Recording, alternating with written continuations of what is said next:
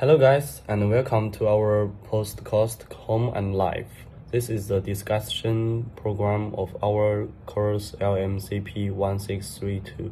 Today we will look at the key factors that influence home selection, discuss the challenges facing future home buyer and renters, and the practice solutions we can take. And let's introduce ourselves firstly. Hello, I'm Chen Xinjia. My focus is on the importance of location and accessibility to housing. Hi, I'm Wu Hengyu, and my focus is on the impact of barriers on the housing security choices. Hi, I'm Lu Yino. My research focuses on changes in the housing market and their impact on the younger generation.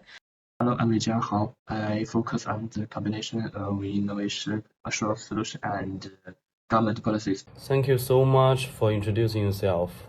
Let's start with the key factors that affected the choice of housing. 申新家, location and convenience of transportation are one of the most important factors when choosing a house. What do you think? Yes, location and convenient transportation can't be replaced when choosing a house. I have studied many cases and found that the most common question asked by both buyers and renters is, how far is it from the subway station? Is the school close to the mall? And so on. Yes, especially for people with families, location seems to be more important. So what do you think is central for a good location? The definition of a good place varies from person to person. From commuters, convenient transportation may be the primary consideration. And for families with children, proximities to good school and safe neighborhoods may be even more important. Only her, I think the word index is a good measure. I think Chen Xinjia makes a lot of sense. In addition to transportation and facilities, do you think safety and the community environment are equally important? Absolutely. The safety of community directly affects the quality of life of its occupants. In some New York neighborhood, for example, housing price rose rapidly after improvements in security and public facilities, attracting more families to move in. I think also future building project with the impact housing value. How do you think the buyer should consider these factors? That's a good question. Home buyers can pay attention to urban development plans, such as plans for new subway lines, shopping mall, or school. These projects tend to boost the value of surrounding properties. Okay, thanks Chen Xinjia for sharing your detail. Now, Wu Hengyu, how about the financial battery to housing selections? Okay, financial problems are the first obstacle many people face when choosing a house. Even if down payment is saved, the bank's lower conditions can be another obstacle, such as insufficient credit score, unstable income, and so on. Wow, that sounds realistic. What do you think can help buyer alleviate these problems? First of all, buyers need to make a financial planning, such as setting up the special home purchase saving account and putting in a fixed monthly amount. Second, understanding local loan policy and home purchase subsidy schemes, such as Malaysia's primary schemes. But I don't think many people know enough about the policies. Young people, in particular, often lack relevant knowledge. Yeah, that's the knowledge gap. We need more education and publicity to let home buyers know what resources are available. For example, in Australia, some communities will organize seminars for buyers to teach them how to apply for loans, evaluate properties, etc.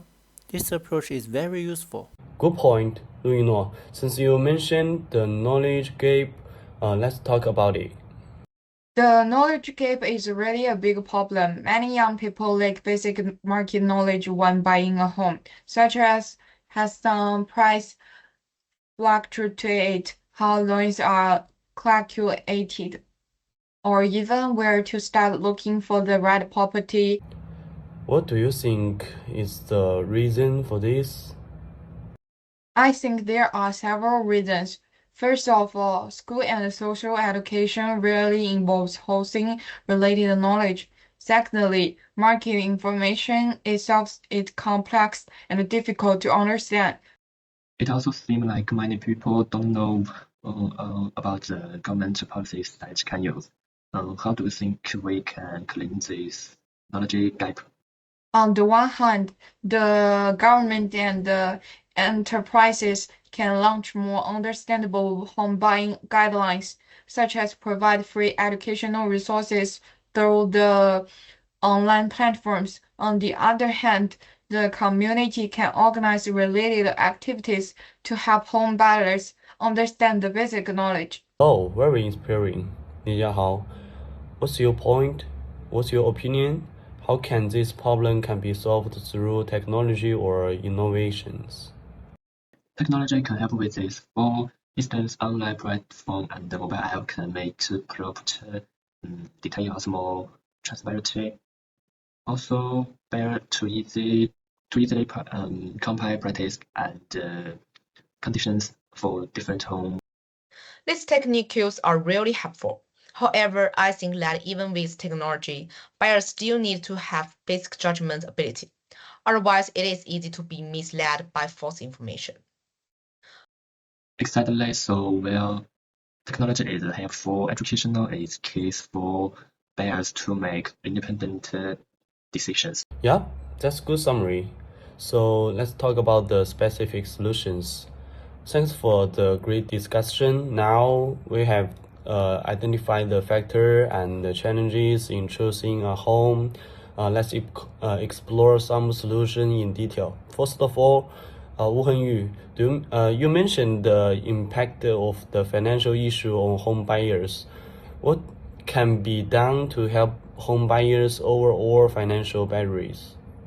The most straightforward way to solve a financial problem is by improving the financial system and make it more inclusive.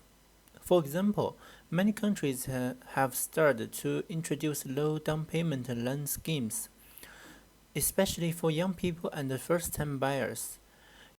I think the government's policy support is very important in this process. For example, some countries have implemented home purchase subsidies to help low and middle income families solve the problem of down payment or provide tax incentives to reduce the cost of buying a home.